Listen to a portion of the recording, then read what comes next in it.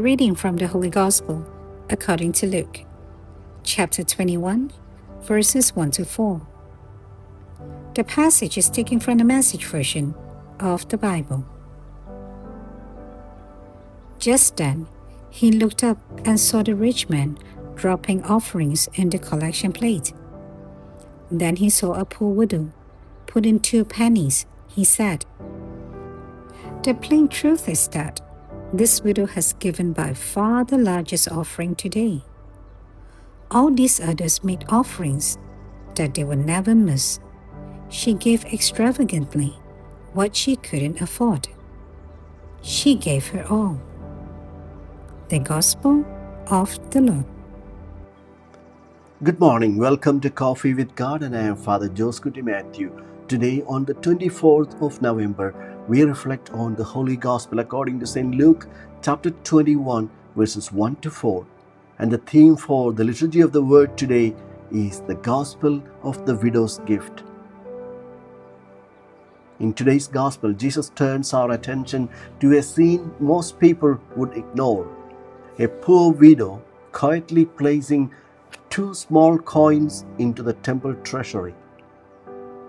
To many people, her offering seemed insignificant, especially beside the rich who gave from their abundance. But Jesus sees differently. He sees the heart. What moves Jesus is not the amount given, but the love with which it is given. The widow gives all she had to live on. Her generosity flows from faith, a trust that God will provide. While others offered what they could spare, she offered her very life. This gospel confronts our way of measuring value. In God's eyes, generosity is not about how much we give, but how much of love we place in the gift. The world admires the large donation, the impressive project, the visible act, but God looks deeper to the quiet sacrifice, the hidden love, the offering made with humility and faith.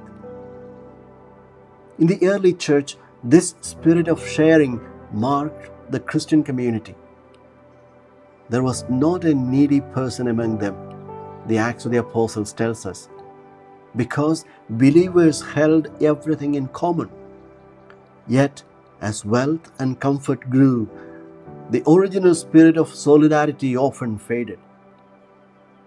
The challenge remains for us today to recover the widow's heart. We are surrounded by people in need, materially, emotionally, and spiritually.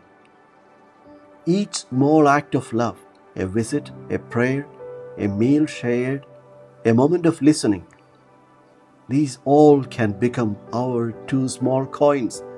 What matters is not how much we give, but whether we give with love.